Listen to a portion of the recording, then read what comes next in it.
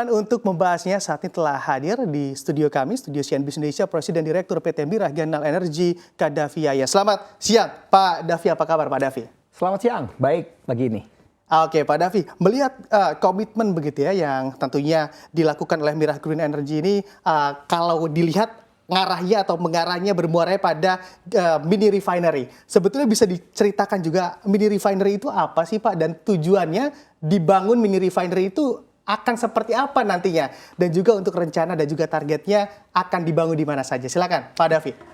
Terima kasih. Yang pasti mini refinery ini mendukung pemerintah dalam mengurangi gas emission. Kenapa kita membangun mini refinery? Dikarenakan di lokasi, salah satu lokasi saat ini itu di Barito Utara, itu adanya kondensat yang di flare dikarenakan tidak adanya way out untuk membawa kondensat tersebut. Makanya Mirah Ganal Energy akhirnya berinisiasi, mereka meng-approach pemerintah dan juga PAC tersebut untuk menjual kondensat tersebut kepada kita. Di mana setelah mereka jual, kita akan alirkan menggunakan pipa sepanjang 55 kilo. Dan akhirnya kita akan membangun satu fasilitas untuk memproses kondensat tersebut menjadi bahan jadi. Seperti menjadi solar dan juga menjadi bensin. Di mana sebelumnya kondensat tersebut either dibakar atau dibawa menggunakan truk dan akhirnya menggunakan kapal ke Pertamina Balikpapan. Dengan adanya kita, jelas sekali itu akan mengurangi value chain tersebut, akan mengurangi pembakaran. Salah satunya jelas pembakaran daripada trucking yang membawa kondensat tersebut, pembakaran daripada kapal yang membawa kondensat tersebut, dan terakhir mengurangi pembakaran yang ada di lokasi PSC tersebut.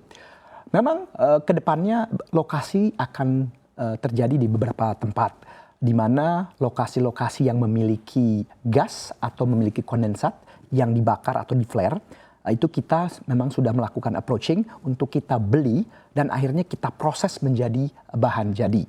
Ya jelas untuk kondensat menjadi solar atau bensin, tetapi untuk gas itu menjadi LNG. Nah, proyek pertama kita memang saat ini kita fokus terhadap lokasi yang sudah kita miliki dan konstruksinya sudah berjalan saat ini.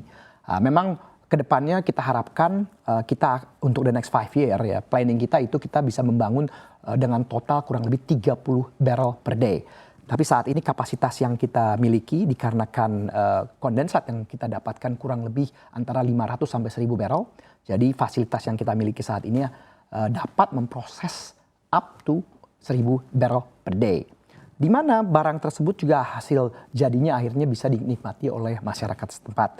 Yang dimana selama ini produk jadi itu mereka beli dari either dari Balikpapan atau dari Banjarmasin yang juga transportasinya cukup jauh, yang menyebabkan sekali lagi value change-nya akan terjadi pembakaran lagi. Setiap transportasi yang ada dalam hal movement satu produk atau satu barang adanya pembakaran. Dengan adanya kita jelas itu mendekati lokasi itu akan mengurangi pembakaran-pembakaran tersebut, terutama pembakaran terhadap kondensat yang terjadi saat ini ataupun movement daripada kondensat yang terjadi saat ini. Oke, baik. Tadi Pak Davi juga sudah menyebut begitu ya akan membangun mini refinery ini di beberapa titik. Nah, lebih detail lagi untuk beberapa titik ini di mana saja, Pak Davi? Memang yang saat ini kita approach ada di Riau, ada di Papua, dan juga di daerah Sumatera. Saya tidak bisa bicara lebih detail karena memang kita belum finalisasi kontrak agreement daripada pembeliannya. Juga kita ada lokasi di Semarang dan juga di Surabaya untuk gas. Yang mana memang gas yang saat ini dibakar ada kurang lebih 1-2 mm yang kita dalam proses mengconvince untuk bisa kita beli dan kita konversi menjadi LNG, yang dimana LNG-nya kita akan jual kepada pabrik-pabrik di sekitar lokasi gas tersebut, yang dimana pabrik-pabrik tersebut yang sebelumnya menggunakan diesel sebagai bahan baku mereka akan terkonvensi menjadi menggunakan LNG, yang satu akan menguntungkan mereka dalam segi cost akan jauh lebih murah daripada menggunakan diesel. Oke, baik. Mungkin juga bisa di-share ini. Targetnya ada berapa titik sih Pak Davi nantinya? Target utama sebetulnya saat ini pemerintah kita, jelas SKK mungkin memiliki data yang lebih baik daripada saya sendiri. Itu kondensat yang dibakar ataupun yang dibuang saat ini mungkin itu mencapai 100.000 barrel per day. Di mana lokasinya itu scatter all over Indonesia.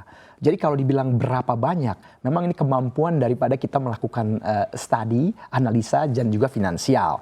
Karena lokasi-lokasi ini itu tidak mudah. Contohnya lokasi pertama kita itu adanya di daerah Karendan.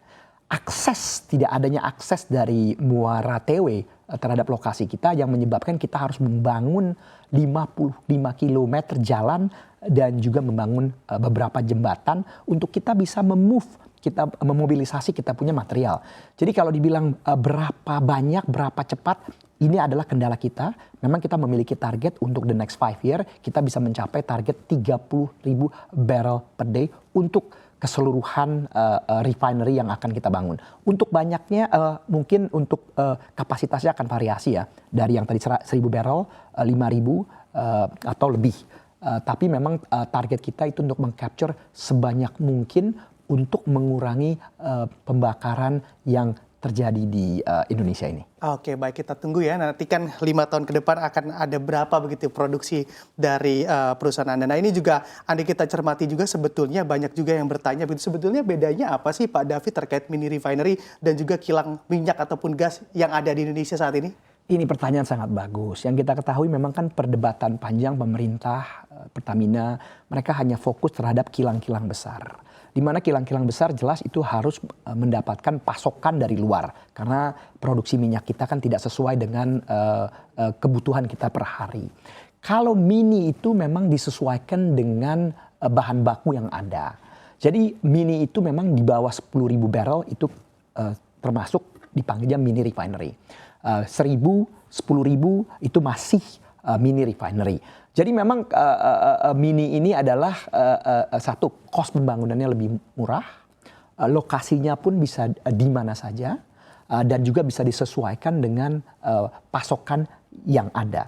Dimana kalau kita bicara refinery jelas lokasinya harus di prime location karena harus bisa masuk kapal besar untuk bahan bakunya dan lain sebagainya. Tapi dimana kalau mini itu dia punya teknologi itu bisa di-disassemble, bisa dibuka, bisa dipasang kembali dan bisa dipindah lokasi yang menjadikan kos pembangunannya lebih murah dan secara ekonomi juga itu memungkinkan karena keekonomiannya akan bisa masuk dalam hal investasi dan juga pengembaliannya. Ke saat the end jelas harus bisa terjadi pengembalian.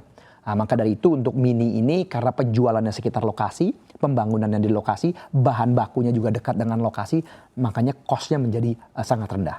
Ya, secara prospek sangat baik sekali begitu ya. Tapi juga kalau kita cermati tadi Pak Davi juga sudah menjelaskan terkait tantangan yang mana juga terkait akses yang cukup sulit juga dan ujung-ujungnya juga menjadi pendanaan yang juga cukup besar. Sebetulnya selain karena pendanaan dan juga akses yang sulit, apa saja tantangannya untuk membangun mini refinery ini Pak Davi? Tantangan utamanya adalah sebetulnya bahan baku pasokannya ya kan. Di mana kita harus berkompet dengan pemain-pemain lain yang memang berkeinginan untuk membeli kondensat tersebut. Karena ada beberapa pihak di luar sana memang yang membeli kondensat ini untuk bahan baku lainnya. Jadi memang kendalanya kalau kita tidak fokus untuk mereducing pembakaran dan juga tidak fokus dalam mengurangi segi import. Nah inilah kendala kita, tantangannya. Kita harus berkompetisi dengan pihak lainnya yang memiliki agenda berbeda. Kalau kita memang agendanya nomor satu adalah membantu masyarakat setempat, mengurangi pembakaran, dan juga membantu masyarakat sekitar dalam hal kebutuhan bahan bakar. Yang dimana kita ketahui di daerah-daerah pedalaman, bahan bakar itu masih sangat rumit. Karena cost transportasinya untuk membawa bahan bakar ke lokasi itu cukup tinggi. Makanya dengan adanya kita, mudah-mudahan itu akan membantu masyarakat setempat dalam hal segi cost mereka membeli bahan bakar tersebut. Oke, baik. Kalau sejauh ini untuk kerjasama ataupun koordinasi terhadap pemerintah daerahnya seperti apa Pak Davi di sana? Saya acungkan jempol terhadap pemerintah daerah. Mereka itu sangat support sekali terhadap proyek yang kita lakukan. Terutama Bapak Bupati Barito Utara. Beliau itu sangat care, di mana sangat apresiasi dengan adanya kita. Karena terjadilah konstruksi di lapangan, masyarakat yang dipergunakan, perekonomiannya terbangun karena investasinya tidak kecil yang menjadikan terjadi pergerakan di wilayah beliau. Untuk secara perizinan saya berterima kasih, itu sangat mudah, dimudahkan sekali oleh beliau.